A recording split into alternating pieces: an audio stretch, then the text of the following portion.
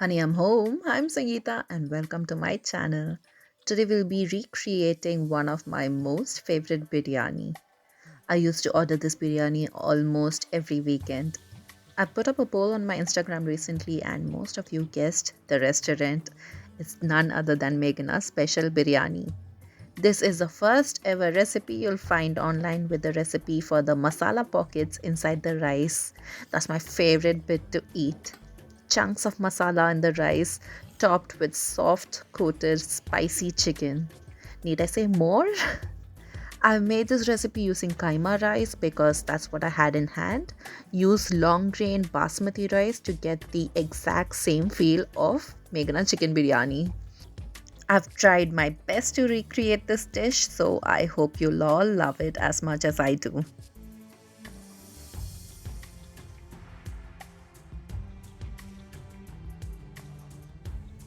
First step is to soak 3 tablespoons of couscous in hot water. Mix the couscous.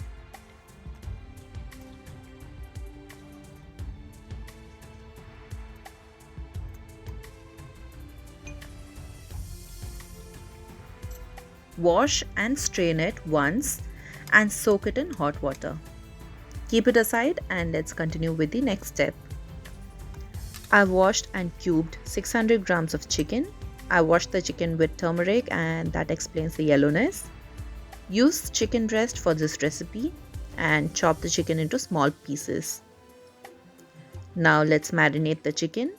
Add 1 tablespoon of Kashmiri chilli powder, 1 teaspoon of Garam masala,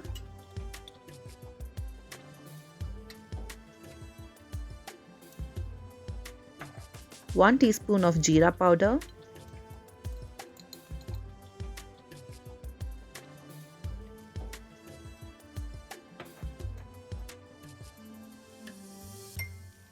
half a teaspoon of pepper powder,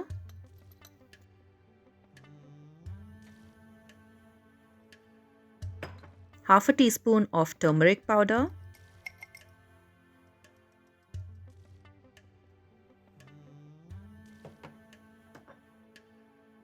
one and a half tablespoon of green chili sauce,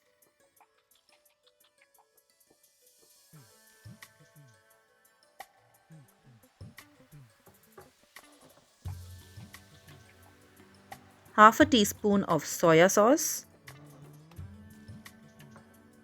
1 teaspoon of ginger paste, followed by 1 teaspoon of garlic paste. Break in an egg and give it a good mix.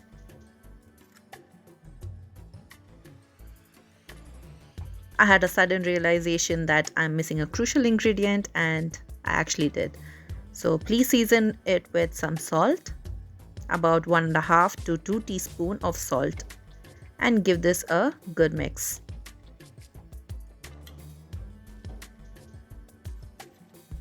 Allow this to marinate in the fridge while we prepare the rice and masala. Let's make the rice now. I'm using kaima rice. We usually use kaima rice for biryani and this is what I use at home. But if you're making a copycat recipe, use long grain basmati rice instead. I'm using 3 cups of kaima rice. Use the same quantity and measurement and procedure if you're using long grain basmati.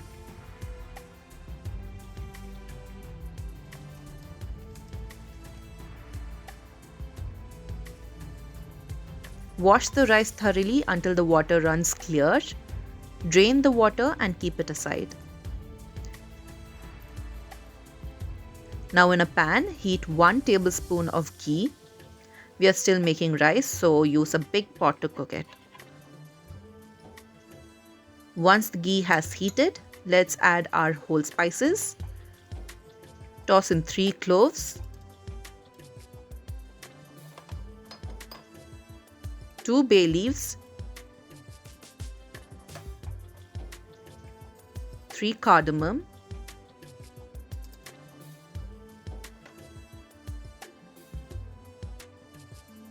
2 inch of cinnamon stick and 1 black cardamom. Saute this on medium-low flame for 1 minute. Do not burn the whole spices.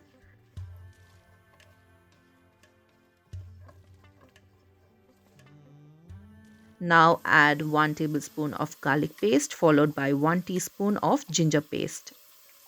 Saute for 20 seconds.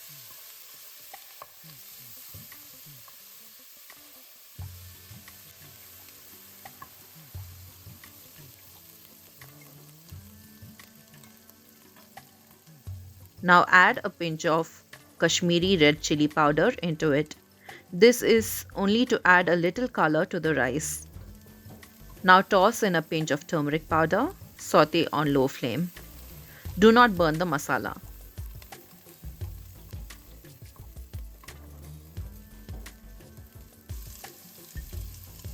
Toss in 3 green chilli slit, 2 tablespoons each of pudina leaf and coriander leaf. Saute it for a minute on low flame.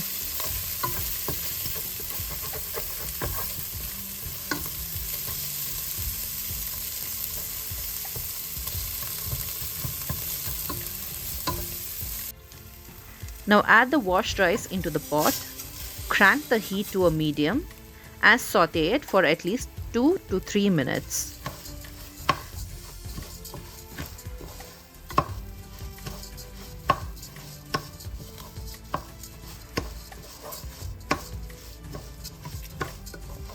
Now whichever cup you have used to measure the rice, in the same cup measure twice the amount of water.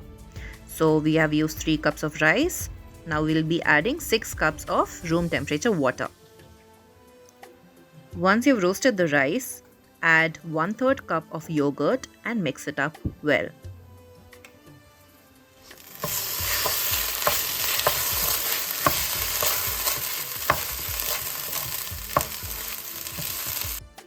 I'm pouring 6 cups of water as mentioned before for 3 cups of rice. Add 1 heaped teaspoon of bouillon chicken flavored paste or 1 cube of chicken bouillon, or use 6 cups of fresh chicken broth.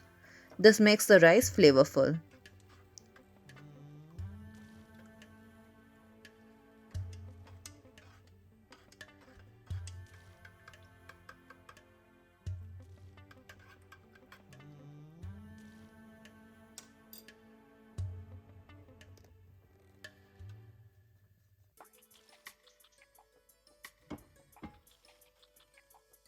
Pour the water and season it with salt.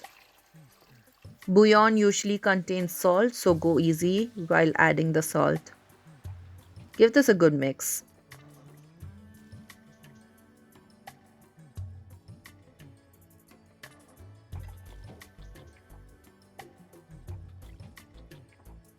Crank the heat to a high. Allow the water to come to a boil.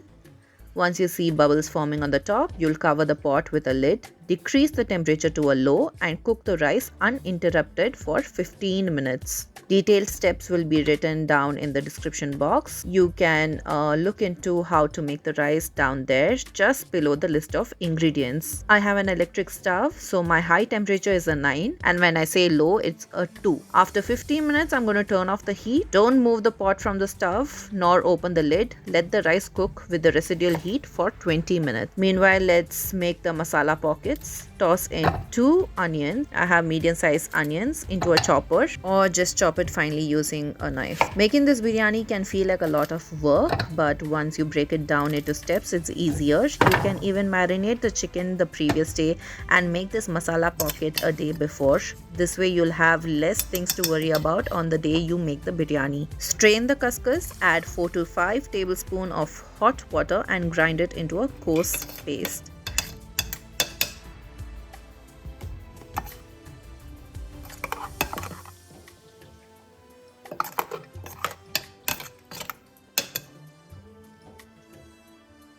Add 2 tablespoons of oil into a pot and heat it up. Now add 3 inches of cinnamon, 1 teaspoon of jeera,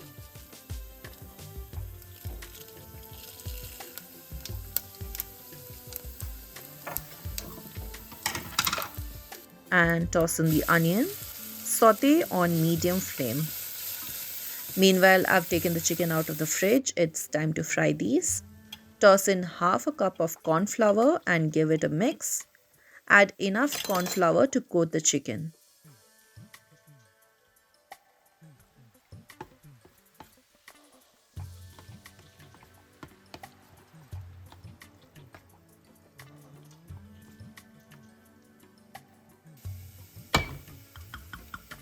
Heat up another pot with oil to fry the chicken.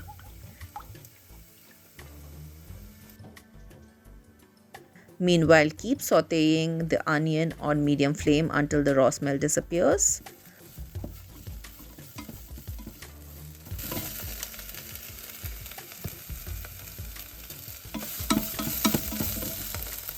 Once it smells good and the onions have turned light brown, add 1 teaspoon of ginger paste, followed by 1 teaspoon of garlic paste.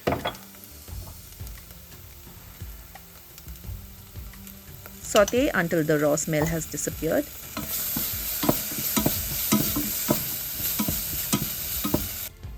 Now add 2 tablespoons of pudina leaf and 2 tablespoons of coriander leaf. Saute.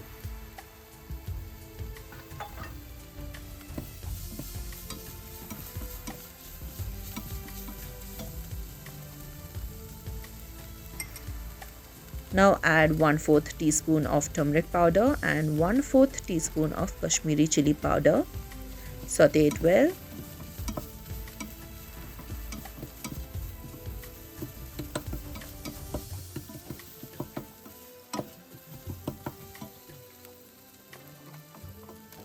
Now add couscous paste and saute on low flame for a minute.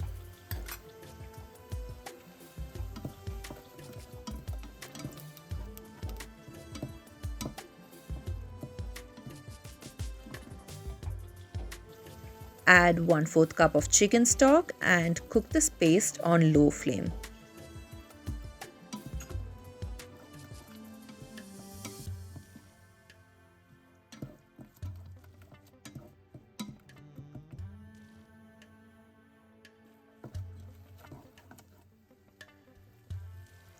The paste is now ready. It shouldn't be too runny nor should it be thick. Season with salt and turn off the flame.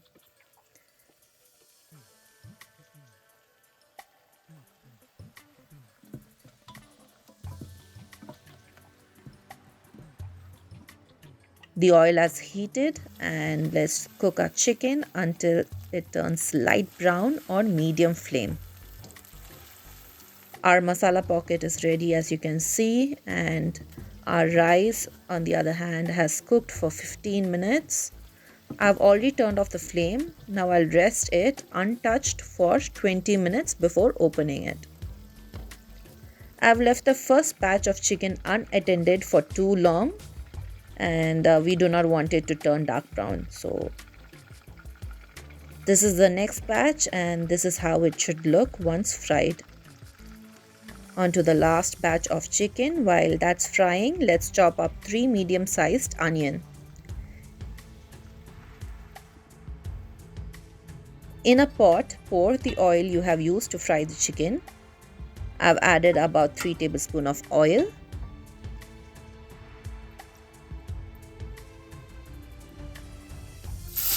Toss in the onion and saute on medium flame until the onion turn light brown.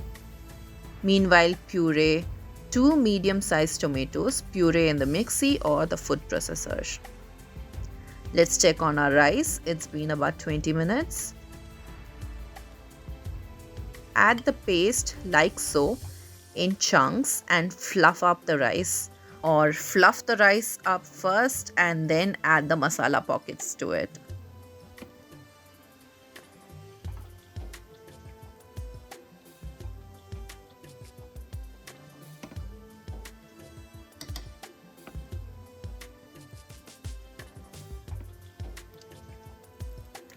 The onions have browned. Now add 6 green chilli slit, 2 tablespoons of coriander leaf and 2 tablespoons of mint leaf. Saute it well.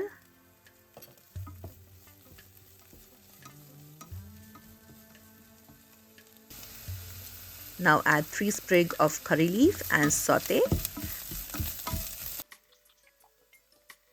Add 1 teaspoon of Kashmiri chili powder, half a teaspoon of turmeric powder and give it a mix. Cook for about a minute.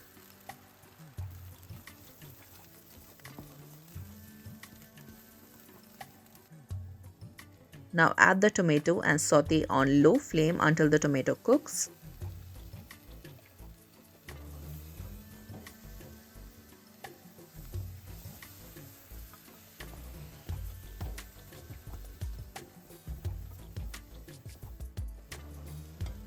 Add 1 teaspoon of ginger paste followed by 2 teaspoons of garlic paste. Give it a good mix.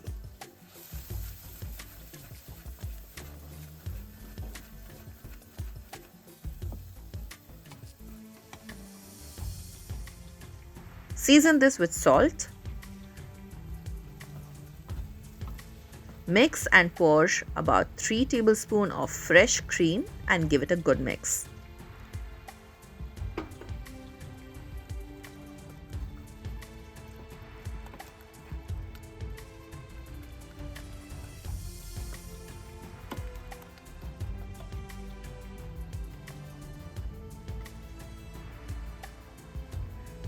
Toss in the fried chicken and coat the chicken in this lovely masala that you've made. You can also add a few tablespoons of water to loosen up the gravy.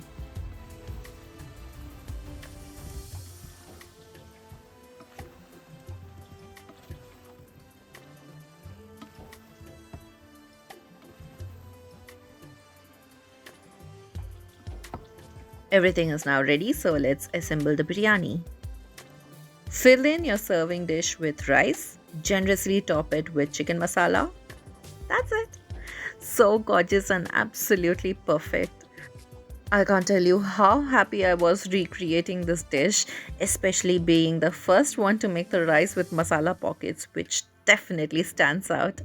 I hope you enjoyed watching this video. Until next time.